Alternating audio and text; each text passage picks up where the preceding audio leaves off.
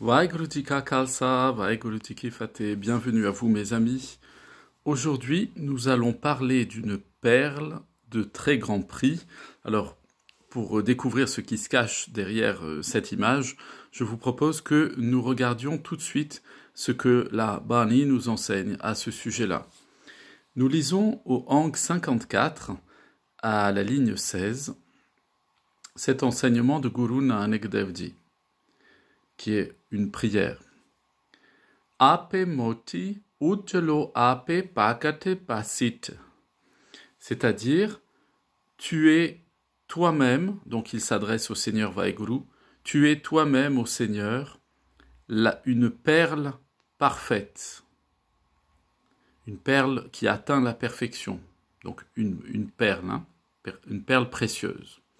Tu es toi-même une perle précieuse, tu es toi-même le dévot et le prêtre. Alors Guru Nanak Dev Ji nous explique que le Seigneur Vaheguru, ici, évidemment, est présent en toutes choses et que toutes les formes que nous voyons autour de nous sont les manifestations de sa présence. Il n'y a rien qui existe dans le monde, comme d'ailleurs ce qui n'existe pas, qui ne soit pas la manifestation de l'essence divine d'une âme, c'est-à-dire du Seigneur suprême lui-même. Mais je voudrais attirer votre attention aujourd'hui sur ce terme qui est choisi, qui est le terme de moti, la perle, pour désigner le Seigneur Vaheguru. Pourquoi est-ce que Guru Nanak Dev Ji, et nous allons voir, tous nos maîtres de mémoire bénis emploieront cette comparaison-là, cette métaphore-là, emploient cette image de la perle? Eh bien, parce que, comme je vous le dis souvent, la population au milieu de laquelle ils enseignaient était essentiellement composée de personnes provenant de différents courants de l'hindouisme. Il y avait évidemment aussi beaucoup de musulmans, mais essentiellement venant, on va dire de manière générale, de la culture védique, qui va donner naissance ensuite à l'hindouisme, mais pas seulement. On ne peut pas réduire la culture védique à l'hindouisme. Par contre, on peut dire que l'hindouisme est issu de la culture védique. Et donc, nos maîtres de mémoire bénis vont utiliser les références, les codes sociaux. S'ils avaient enseigné à leur époque dans le monde occidental judéo-chrétien, eh bien, ils auraient employé à ce moment-là, au milieu d'une population essentiellement chrétienne, un vocabulaire pris dans les textes bibliques, les références, les sources, qu'elles soient juives ou chrétiennes, pour pouvoir se faire comprendre. Ça, c'est très important à retenir. Lorsqu'on entend la Gurbani, elle est toujours là pour enseigner quelque chose à partir des critères intellectuels et sociaux du moment où elle a été enseignée. Ce qui d'ailleurs n'enlève absolument rien à sa dimension universelle, puisque nos maîtres de mémoire bénis ont eu le génie intellectuel de prendre ces termes, qui sont des termes techniques, qui appartiennent vraiment à la philosophie et à la théologie védique classique, pour leur donner un sens, une portée beaucoup plus universelle, et non pas les cantonner simplement dans le milieu culturel dans lequel ils sont apparus, où ils ont été forgés et établis. Donc pourquoi employer ce mot de moti pour désigner le Seigneur Vaheguru comme une perle? Eh bien, parce que ça fait référence à la tradition védique dans laquelle il est enseigné que, notamment dans les Upanishads, que une des formes du Seigneur Vaheguru est représentée par Sarasvati. Sarasvati, c'est la forme féminine de Vishnu, du dieu Vishnu. Et le dieu Vishnu, en fait, est une forme qui représente la dimension du créateur. Donc, vous voyez, si on le remet dans le contexte tel que nos maîtres de mémoire bénis ont voulu nous l'expliquer, c'est qu'en fait, Vishnu désignant la fonction de créateur, sa parèdre, c'est-à-dire son équivalent féminin, c'est-à-dire, vous savez que l'équivalent féminin dans la tradition védique est telle qu'elle est reprise dans le Shri Guru Granth Sahib Ji Maharaj, c'est pas au sens du féminin et du masculin tel qu'on l'entend biologique, c'est au sens de la manifestation de la force. Le masculin, lorsque la référence au Seigneur Vaheguru est masculine, elle affiche, elle présente une dimension extérieure du Seigneur Vaheguru, c'est-à-dire palpable, physique, qui apparaît dans le monde physique. Et quand elle est féminine, elle parle du principe moteur, mécanique, qui fait, du point de vue spirituel, surgir dans le monde matériel cette pensée, cette volonté, cette décision, ce hukam de Vaheguru. Donc ici, on a d'une part Vishnu qui veut dire en fait le créateur. Donc je rappelle toujours, on est dans un contexte où on emprunte des mots à la tradition védique, mais on leur donne un sens symbolique et non pas une réalité physique. Et sa parèdre, c'est-à-dire son homologue, son équivalent en version de la puissance créatrice, on dira de la Shakti, de l'énergie créatrice, eh bien c'est Sarasvati. Et Sarasvati, c'est symboliquement le son harmonieux qui permet l'ordonnancement du monde. C'est pour ça d'ailleurs que dans la mythologie védique et hindoue, la déesse Sarasvati est représentée jouant, en général, elle joue soit du rebab, soit du sitar. Et la particularité, et c'est là que j'y viens, donc elle représente la puissance créatrice manifestée sous la forme du son qui donne de la cohérence à toute chose. Elle est assise sur quoi? Sur un signe. Or, dans les Upanishads, il est dit que, effectivement, Sarasvati jouant du sitar sur un signe représente en fait la puissance créatrice du Parbraham, du Seigneur suprême, qui fait jaillir dans le monde la sonorité primordiale, et que ce son primordial que nous retrouvons dans Ek Onkar, le son primordial, Ek Onkar, un seul son primordial créateur de toute chose, Ek Onkar. Eh bien, cette représentation symbolique de la déesse Sarasvati est en fait une représentation métaphorique de la puissance créatrice du Seigneur Vaheguru qui, à partir du son primordial, crée de la cohérence dans le monde entier, établit et étend son hukam, sa loi cosmique, son ordre des choses. Il donne de l'ordre à sa création. Et le signe, il est dit donc dans les Upanishads que ce signe est envoyé pour retrouver au fond de l'océan une perle très précieuse et de grand prix. Eh bien, cette perle précieuse de grand prix, elle représente le fait que le Nam, elle est le Nam, la représentation de l'essence divine, du nom divin, du nom de Vaheguru. Eh bien, cette perle de très grand prix est au fond de l'océan, c'est-à-dire, elle se trouve cachée dans la vie ordinaire de nos existences. Et que pour trouver le Nam dans notre vie spirituelle, on ne va pas le trouver en s'enfermant dans un monastère ou en partant dans une grotte se cacher toute notre vie, mais au contraire, en nous impliquant dans notre vie quotidienne. C'est la raison pour laquelle nos maîtres de mémoire bénis ont demandé à leurs séques, à leurs disciples, eh bien, de mener une vie dans le monde du travail et de ne pas fuir ce monde du travail. Pourquoi? Parce que et de mener une vie de famille, une vie dans le quotidien, et non pas une vie d'ascète perdue loin dans la montagne. Et donc à ce titre-là, on comprend pourquoi nos maîtres de mémoire bénis nous ont enseigné ça, parce que ils font référence à cette approche philosophique que l'on retrouve classiquement dans les textes védiques, qui enseigne bien que la puissance créatrice de Vaheguru, qui fait apparaître le son primordial, qui donne de l'ordre, du hukam à toute sa création, eh bien, à toute son kudrat, eh bien, à ce moment-là, que se passe-t-il? Cette présence, puissance créatrice du Seigneur Vaheguru, elle repose sur le signe. Et le signe, il représente quoi? Il représente l'âme, l'atma, c'est-à-dire cette manifestation de l'essence divine du Seigneur Vaheguru. Et le signe se trouve sur l'océan, c'est symboliquement comme ça, sur cette étendue d'eau, au fond de laquelle il va pouvoir plonger pour pouvoir trouver le Nam. C'est-à-dire que notre âme, durant son incarnation, doit s'immerger dans la vie quotidienne parce que c'est là qu'elle va trouver la connexion avec le Seigneur suprême au travers du Nam Simran, de la méditation incessante du nom divin. Et donc, à ce titre-là, ici, Guru Nanak Dev Ji, au Hang 54 à la ligne 16, dit au Seigneur Vaheguru, Ape Moti Ujjelo, tu es la perle précieuse, la perle d'un grand prix, c'est-à-dire, tu es le Nam, tu es le but de la vie spirituelle.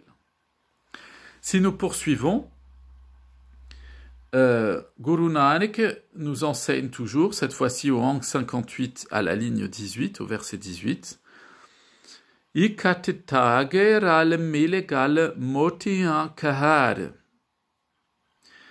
Qu'est-ce que ça veut dire? Ça veut dire que ils sont agencés. Alors, il parle ici de ceux qui se tiennent dans l'assemblée des saints, c'est-à-dire ceux qui intègrent la Sangat, l'assemblée de ceux qui adorent le Seigneur Vaheguru et qui chantent ses louanges, et qui font Nam Simran. Et Guru Nanak Dev Ji dit, les dévots véritables sont assemblés en une seule réalité, de la même manière que on assemble des perles précieuses sur un collier que l'on place autour du cou. Et donc, Guru Nanak Dev Ji nous dit que faire partie de la Sangat, se tenir dans une relation communautaire pour l'adoration du Seigneur suprême, eh bien, c'est semblable à quoi? C'est réunir l'ensemble de tous les cœurs qui font Nam Simran pour ne former qu'une seule réalité, c'est-à-dire pour s'immerger communautairement dans la présence du Seigneur suprême. Et là, je vous parlais il y a un instant de ça, de la symbolique du cygne, hein, avec Sarasvati notamment, et de la perle que ce cygne va chercher au fond de l'océan. Eh bien, Guru Arjan Dev Ji nous le précise en nous disant au Hang 102 à la ligne, au verset 2, Tis sevak ke nanak kurbani sukair kabira gawar jio, c'est-à-dire Guru Nanak est un sacrifice devant un tel serviteur. Ça veut dire que Guru Nanak reconnaît que le disciple véritable qui fait Nam Simran et qui est en connexion parfaite avec le Seigneur Vaheguru, eh bien, c'est la même chose que lui. Il n'y a pas un Guru Nanak Dev Ji qui est la manifestation du Seigneur Vaheguru, eh bien, reconnaît dans le disciple qui est en connexion permanente avec, lorsque nous sommes en connexion permanente avec Vaheguru, eh bien, ne voit pas de distinction entre lui et nous. Et il est la perle précieuse cachée au fond de l'océan de Dieu. Donc, vous voyez, Guru Arjan Dev Ji nous dit que effectivement, cette idée de la moti, de la perle, eh bien, c'est l'idée d'une âme. Qu'est-ce qu'on trouve l'océan de Dieu? Qu'est-ce que c'est? C'est la vie spirituelle que nous conduisons au milieu de notre vie quotidienne. Ça, c'est l'océan dans lequel nous nous immergeons tous les matins, Amridvela, par le Jap, par le Nam Simran, et dans lequel nous devons rester toute la journée. On ne doit pas quitter l'océan du Seigneur suprême. Pourquoi?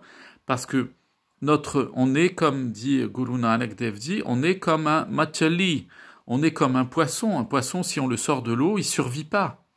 Il respire quelques secondes et ensuite il meurt asphyxié. Eh bien, c'est la même chose pour un Gursik, c'est la même chose pour un disciple de Guru Nanak Dev Ji. Il ne peut pas vivre en dehors de l'océan de Dieu. Il ne peut pas vivre en dehors de la présence de Dieu. Il ne peut pas cloisonner dans sa journée entre les choses sacrées et les choses profanes. Tout est sacré pour un disciple véritable. Il n'y a pas de séparation et c'est la raison pour laquelle la sangat que nous fréquentons au quotidien va faire ce que nous sommes. C'est-à-dire que si je fréquente tous les jours des gens qui passent leur temps à parler de choses matérielles, à fumer, à boire, à raconter des bêtises, à avoir des grossièretés dans la bouche, à dire des médisances, à s'occuper que de la carrière, de la réputation, etc., je vais devenir, mon atma, mon âme, elle va prendre ma conscience, elle va prendre la direction de ces gens-là. elle va trouver comme maître la médisance, Dieu nous en préserve, l'intérêt pour les choses, le matérialisme en fait. Or, un Gursik, lui, il passe son temps immergé dans le Nam, dans l'océan de Vaheguru. Pourquoi? Parce qu'il passe toute sa vie à rechercher ce Nam, justement, cette perle précieuse. Ça prend du temps de chercher une perle précieuse au fond de l'océan. Ça prend tout le temps de l'existence. Eh bien, faire Nam Simran, ça prend tout notre temps. Le reste, ça vient s'agencer avec ça, mais le cœur de notre vie quotidienne, c'est le Nam. C'est la méditation constante du Seigneur suprême. Et Guru Amar Das Ji, toujours en référence à ce signe sur lequel repose symboliquement Sarasvati, donc le son primordial créateur de toutes choses, eh bien, nous enseigne Sant Chuge Nit Gurmukh Hoi. Les saints sont constamment en train de picorer le Nam. Ils sont en train de picorer le Nam. À quoi fait-il référence quand il dit ça? Évidemment, si on ne connaît pas la tradition védique, on ne comprend pas. C'est pour ça que je vous en ai parlé au début de cet enseignement. Eh bien, parce que Guru Amar Das fait référence justement à ce signe qui plonge au fond de l'océan, cette âme qui plonge dans l'amour de Dieu pour aller y chercher la perle du Nam divin, du nom divin. Hein? Donc il veut dire ici, Sant Chuga Nit Gurmukh Hoi, les saints qui sont des Gurmukh dont la bouche est devenue la bouche de leur maître spirituel, c'est-à-dire où il n'y a plus de distinction entre eux, leur maître spirituel et Vaheguru, eh bien, toute leur vie, ils picorent, ils cherchent le Nam au fond de cet océan. Avec leur bec, ils cherchent à prendre cette perle de très grand prix, comme le signe sur lequel repose le son primordial créateur de toutes choses, Sarasvati, eh bien, comme la dimension, la puissance créatrice de Dieu se jette au fond de l'océan de la vie pour aller en retirer l'essence divine. Pour ne pas s'attacher à l'océan, mais s'attacher uniquement à la perle, qui est l'objectif de l'existence, c'est l'union au Seigneur Vaheguru. Et enfin, je terminerai l'enseignement aujourd'hui là-dessus. Guru Arjan Dev Ji nous dit Manak moti nam prab unlag nahi san. San, ça veut dire quoi? C'est le nom de Vaheguru est une perle précieuse. Il ne peut être unlag nahi san. Il ne peut être ni volé, ni emporté loin de nous. Et voilà, mes amis, le fondement de la vie spirituelle. C'est que Guru Arjan Dev Ji nous dit que lorsque tous les matins, nous nous jetons Amrit Vela dans l'océan de l'amour de Dieu pour aller y chercher le Nam, pour aller y chercher la perle précieuse du nom du Seigneur suprême. Eh bien, lorsque nous remontons le matin à Amrit Vela de notre jap, de notre méditation, où nous avons médité le nom du Seigneur Vaheguru, eh bien, tout au long de la journée, personne ne peut nous voler ce Nam, personne ne peut nous l'emporter, nous emmener loin de lui, nous le retirer de notre présence.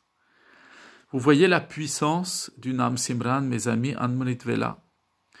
Eh bien, mon ami, si tu te lèves tous les matins Amrit Vela, que tu te poses, tu fais attention à ta respiration, qui est la présence de Vaheguru qui te fait respirer, et que tu fais Nam Simran, Vaheguru, Vaheguru, Vaheguru Ji, eh bien, tu plonges au fond de l'océan, tu vas revenir après, quand tu vas commencer ta journée, avec cette perle précieuse, magnifique, que tu vas déposer dans les crins de ton cœur, que tu auras trouvé au fond de l'océan de l'amour de Dieu dans lequel tu te seras immergé chaque matin de ta vie, eh bien personne, mon ami, ne peut te prendre cette perle du Nam. Personne ne peut retirer de toi la présence subtile, chaleureuse, douce, bienveillante et protectrice du Seigneur Vaheguru qui accompagnera chaque minute, chaque seconde, chaque instant de ta journée. Mes amis, je vous souhaite vraiment de vous immerger dans cet océan comme un signe magnifique, que votre Atma, comme un signe magnifique, s'immerge chaque jour dans l'océan de l'amour de Vaheguru, pour aller retirer au milieu des soucis de la vie cette perle d'un très grand prix, qui est l'essence même de votre libération spirituelle. Plein de bénédictions sur vous, vos familles, vos amis, vos voisins et tous ceux que vous aimez. Je vous dis à très bientôt. Vaheguru Ji Ka Khalsa, Vaheguru Ji Ki Fateh.